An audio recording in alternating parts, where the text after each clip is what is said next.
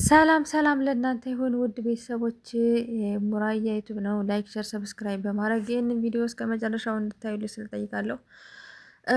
ሰላም ለእናንተ ይሁን ውድ ሀገሬ ልጆች። ሌላን የማያውቅ አለ ብዬ አላስብም። ሌላ ብዙዎቻችን እናውቃታለን፣ በብዙዎቻችን ልብ አለች። ስለ እውነት ሶሻል ሚዲያው ላይ ስንወጣ እንደዚህ አይነት ነገሮች ሲከሰቱ እኔ ሌላ ናት ወደ አይምሮ የምትመጣውና የታሰረ ሲፈታ የሞት ፍርድም የተፈረደበት ፍርዱ እንትን ተግባራዊ ሲደረግ እሷ ናት ብዙ ጊዜ ወደ አእምሮ የምትመጣው እና በቅርቡም የሞት ፍርድ የተፈረደባቸው በርካታ ኢትዮጵያውያኖች አሉ። ከነዛ መሀል እንግዲህ ሌላ ነበረች። ሌላን እንግዲህ የማታውቁ ካላችሁ ሌላ ማለት እንደ ማንኛውም ስደተኛ ያልፍልኛም ብላ ወደ ሳውዲ አረቢያ መጥታ እዚህ ከመጣች በኋላ ያው እንግዲህ አንዳንዴ የቀን ክፉ አይግጠማችሁ። የቀን ክፉ ገጠማትና የአሰሪዎቿን የ7 ዓመት ልጅ ገደለች ማለት ነው። ያን የአሰሪዎቿን የ7 ዓመት ልጅ ከገደለች በኋላ ያው እንደ ማንኛውም ወንጀለኛ እስር ቤት ነው የሄደችው። እስር ቤት በነበረችበት ሰዓት እዚህ ሀገር ሁለት አይነት ህግ ነው ያለው። አንደኛው ህግ ያው የሞት ፍርድ ነው ዋናውና ትልቁ ህግ። ሁለተኛው ህግ ደግሞ የሟች ቤተሰቦች ከተስማሙና ፈቃደኛ ከሆኑ የሞትን ፍርድ በገንዘብ ይቀየራል ማለት ነው። ያ የገንዘብ መጠን 2 ሚሊዮን የሳውዲ ሪያል ነበረ። ያ ገንዘብም በኢትዮጵያ ህዝብ ሁሉም ያለ የሌለውን ኃይል አሟጦ ተጠቅሞ ወደ 33 ሚሊዮን አካባቢ ተዋጣ ማለት ነው። ያ ብር ተዋጥቶ ለሟች ቤተሰብ ያው የተጠየቀው ገንዘብ ተሰጠ። ከዛ የተረፈው ደግሞ በቤተሰብ አካውንት ነው ብሩ የተሰበሰበው፣ ቤተሰቦቿ ጋር ተቀመጠ ማለት ነው። ከዛ ምንድነው የሆነው? ህጉ የራሱ አካሄድ ስላለው ያ ገንዘብ ስለተከፈለ መውጣት አትችልም፣ መታረም አለባት ተብሎ 13 ዓመት እስር ተፈረደባት ማለት ነው። ሆኖም በዚህ 13 ዓመት ውስጥ እንትን ነበረ፣ ፕሮሰስ አለ።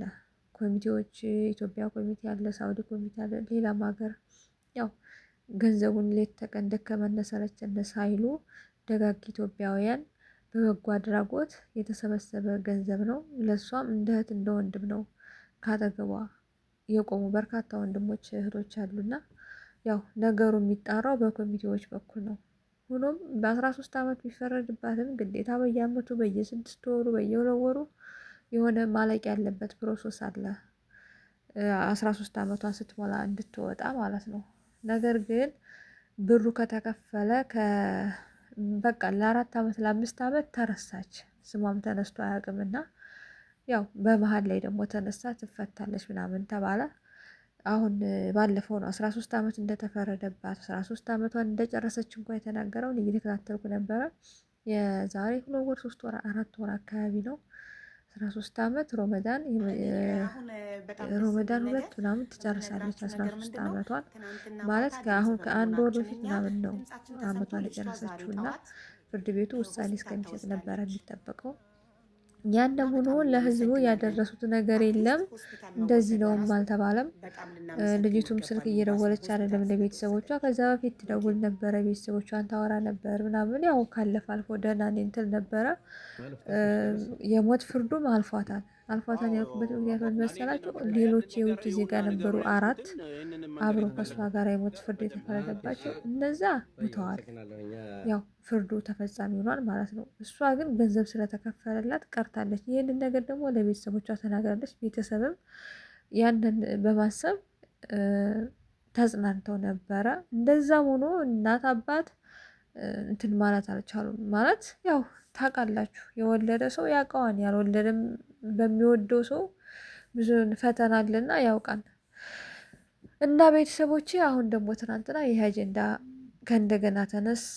ትናንትና እንዴት ነው የተነሳበት ምክንያት? ልጅቱ ህይወቷ አደጋ ላይ ነው። በጣም በቃ ታማለች።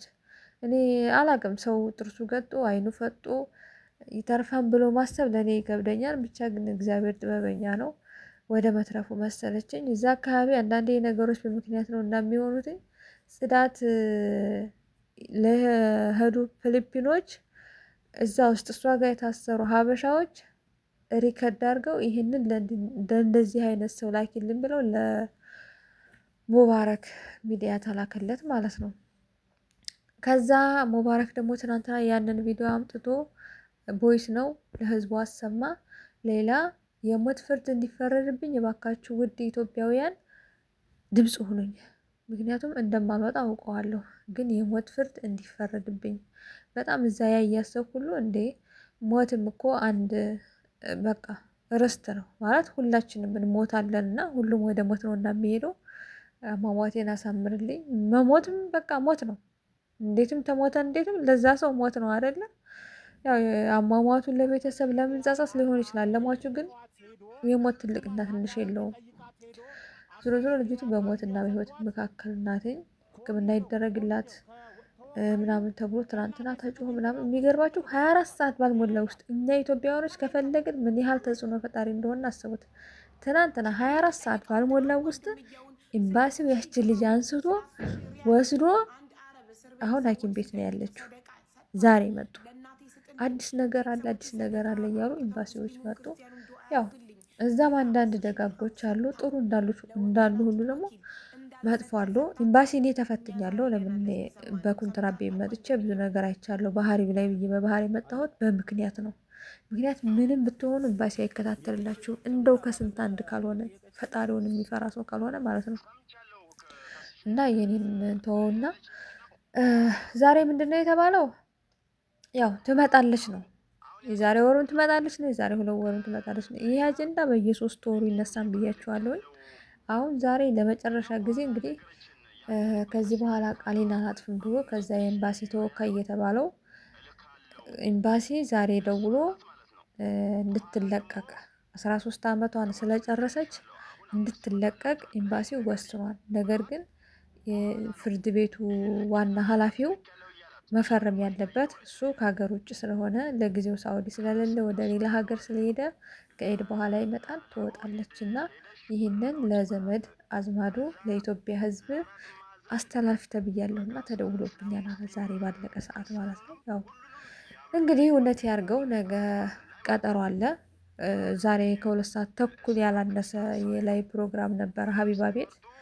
ሀቢባና ሙቢ በጣም እንግዲህ በስከ መጨረሻም በነሱ አማካኝነት ማለት አንዳንዴ የሆነ ነገር ትንሽ ብዙ ከተለፋበት ላይ የሆነ ነገር ተጨምሮ ምስጋና አንዳንዴ ጥሩ ነገር የምትመሰገኑት ነገር አለና ሀቡዬ በጣም የምንወዳት የምናከብራት እህታችን ናት። ሙቤም እንደዛው።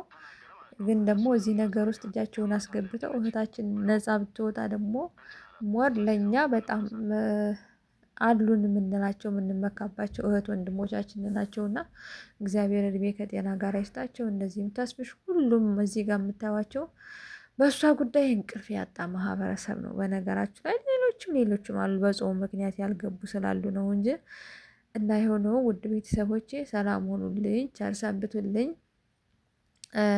በተቻላችሁ መጠን ዱዓ ጸሎት አድርጉላትኝ። በእርግጠኝነት ነገ ኤምባሲው ደብዳቤ እንዲሰጥና የኤምባሲውን ደብዳቤ ይዘን እንቀርባለን ያሉት። ተስፋ አለን።